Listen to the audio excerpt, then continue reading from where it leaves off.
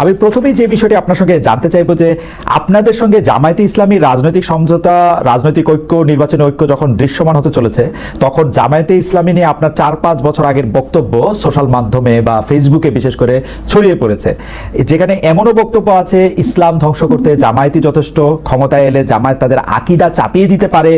এ নিয়েও আপনারা বিভিন্ন সময় আশঙ্কা প্রকাশ করেছেন। আমি দেখেই বলছি যে আপনি বলছেন, কোট করছি, তিন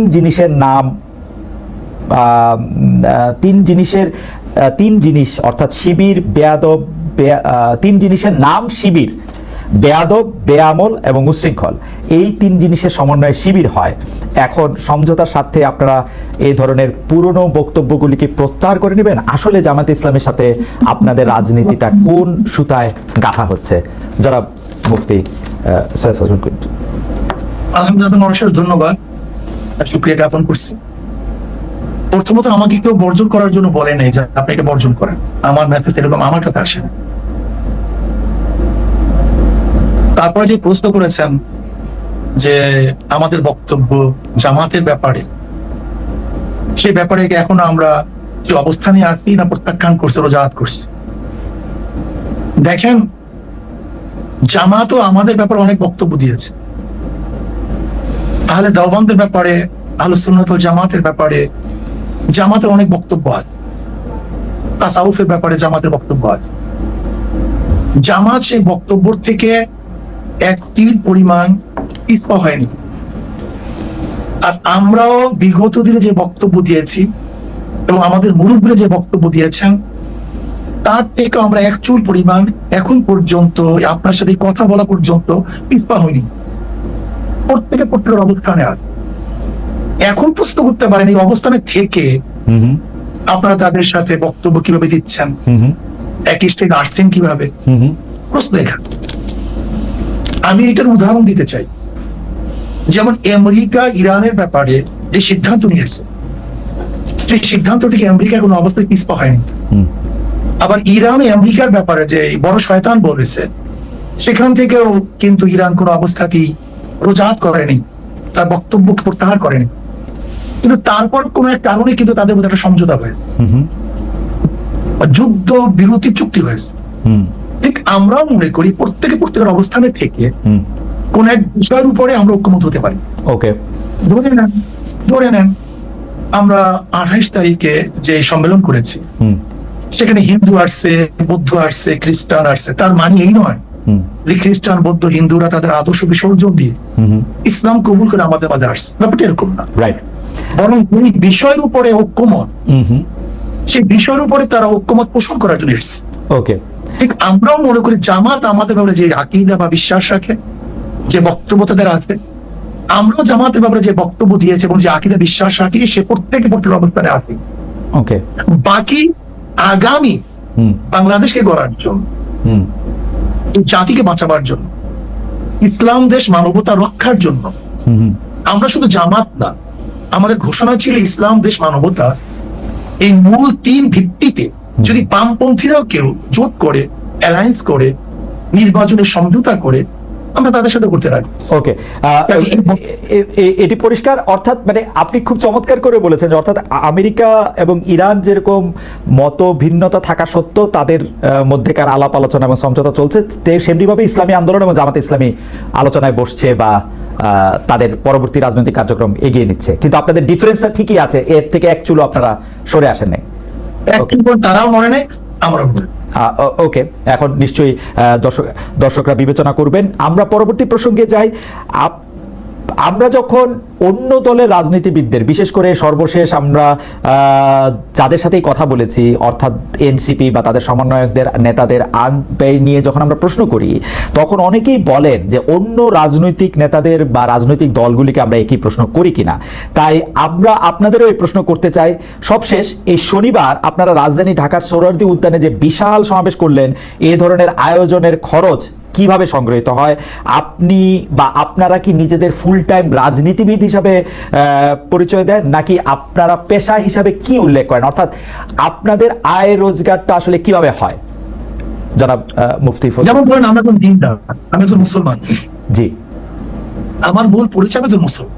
জি, মুসলমানের কাজ হলো দাওয়াত। কাদের মাঝে দাওয়াত দেবো, ফিজাতুন নাস, গোটা মানবের কাছে দাওয়াত দেওয়া আমাদের দায়িত্ব। এক কথা, যেহেতু আমি মুসলমান, ইসলাম পালন করা আমার দায়িত্ব। ইসলামের মধ্যে যাহা কিছু আছে সবকিছু আমি পালন করবো। নামাজ আছে, রোজা আছে, হজ আছে, জাকাত আছে, কলেমা আছে, ইসলামকে প্রতিষ্ঠিত করার ব্যবস্থা আছে, মানুষকে সেবা করা, অন্যান্য মোকাবেলা করা, ন্যায়কে প্রতিষ্ঠিত করা। অর্থাৎ ইসলামের মধ্যে যতগুলি কাজ আছে সমস্ত কাজগুলি আঞ্জাম দেয় একজন মুসলমানের কাজ। সেই হিসাবে আপনি আমাকে একজন মুসলমান বলতে পারেন। মুসলমানদের মধ্যে ব্যবসা আছে, বাণিজ্য আছে। যেমন আমি একজন ব্যবসায়ী, আমার ফাইজান কোম্পানি আছে, আমার নিজে বিক্রি আছে। আমি ব্যবসায় কিছু সময় দিই, আমার সময়কে আমি পাঠ করি, ভাগ করে নিই। আমি আমার পরিবারের জন্য একটা সময় নির্ধারণ করি, আমি ব্যবসার জন্য কিছু সময় নির্ধারণ করি। অধিকাংশ সময় আমাদের দাওয়াতি কাজে ব্যস্ত হয়, দাওয়াতি কাজে থাকি আমরা। সারা বছর আমাদের সারা বছর প্রতিদিন আমাদের সময়সূচি বের হয় যে আজকে কোথায় থাকবো, কালকে কোথায় থাকবো, এমনকি কোন ঘন্টায় কোন সময় থেকে কোন সময় আমরা কোন জায়গায় থাকবো, এটা সবাই আমাদের জানে। মানে আপনি আমাকে একজন মুসলমান মনে করতে পারেন, আর মুসলমানের যে দায়িত্বগুলি সেই দায়িত্বগুলি পালন করার একজন ব্যক্তি হিসেবে আমাকে চিহ্নিত করতে পারেন। রাজনৈতিক যে দল আপনি আপনারা প্রতিষ্ঠা করেছেন, সেই দল কি কারো কাছ থেকে চাঁদা নেয়, বা সেই দলের নেওয়া চাঁদা থেকে কি আপনারা কোনো ভাগ পান, বা আপনি কোনো টাকা নেন সেখান থেকে, বা আপনারা কোনো টাকা নেন? এটা তো মারাত্মক প্রশ্ন। দেখেন, আমরা দেই না। আচ্ছা, যেমন এই বছর এই যে সম্মেলন হয়ে গেছে, আমার 1 লক্ষ টাকা দিতে হয়েছে, আমাদের আমিরও 1 লক্ষ টাকা দিতে হয়েছে। নিজের পয়সায় গেছি, নিজের পয়সা আসছে। কিন্তু সম্মেলনে তো অনেকে বলে থাকেন খরচ হয়েছে 50 লক্ষ টাকার মতো। না, 50 লক্ষ, কয়েক কোটি টাকা খরচ হয়েছে, 50 লক্ষ টাকা হবে। আচ্ছা, তো বাকি টাকা? কয়েক কোটি টাকা খরচ হয়েছে। বাকি টাকা সব নিজেরা, প্রত্যেকে আপনারাও যেমন 1 লাখ টাকা করে দিয়েছেন, তেমন যারা এসেছেন তারাও টাকা দিয়েছেন, তাই তো? প্রত্যেকে টাকা দিয়ে এসছে, আবার নিজেরটা খেয়েছে, নিজের পয়সা চলে গেছে। আচ্ছা, এই চাঁদা এবং ইয়ানত, জি, তা আচ্ছা আপনি বলেন তো, মসজিদে যখন আমরা নামাজে যাই, জি, আমাদের সামনে কি আসে? একটা বাক্স নিয়ে আসে, রাইট। এই ব্যাপারে আজ পর্যন্ত কাউকে সমালোচনা করে শুনছেন? করেছে কেউ সমালোচনা, মানে হয়তো মানে অন্যভাবে আর কি। জি, গির্জায় টাকা দেয় না, চ্যারিটিতে টাকা দেয় না, দেয়, জি। এই গোটা দুনিয়ার চ্যারিটি চলে কিভাবে? তাই চলে না। আমাদের প্রশ্ন, কারণ বাংলাদেশে কেউ কিন্তু এই ব্যাপার শোনেন, আপনি যদি আমার থেকে 10 টাকা দেন, আপনি যদি আমাকে 10 টাকা হাদিয়া দেন, এমনি দেন, আর যদি 10 টাকা আপনার থেকে জোর করে নেই, এই 2 টাকার মধ্যে পার্থক্য আছে। অবশ্যই পার্থক্য আছে। না হুজুর, আপনি আমার অজ্ঞতা ক্ষমা করবেন। আমি জোর করা দূরে থাক, দাদা জোর করা দূরে থাক, আমি এরকম বহু লোককে জানি যারা পীর সাহেব চরমনাইকে টাকা দেওয়ার জন্য কিভাবে টাকা দিবেন, কোন ভাবে আপনাদের একটু দেখা পাবেন, তার জন্য তারা এক ধরনের অনেক আমি কি বলবো, পাগল শব্দটা আমি বলতে চাই না, অনেক অস্থিরতার মধ্যে তারা থাকেন। সুতরাং আপনারা জোর করে নিবেন সেটা আমি বলি নাই। আমি শুধু জানতে চেয়েছি যে এই ভক্তরা বা যারা আপনাদের অনুসারী তারা যে টাকা দেয়, সেইখান থেকে আপনারা কোনো টাকা নেন কিনা, সে পার্টির প্রধান হিসাবে, একটা ব্যক্তিগত দল, জি, যদি কেউ ব্যক্তিগত হাদিয়া দেয় সেটা আমরা গ্রহণ করি।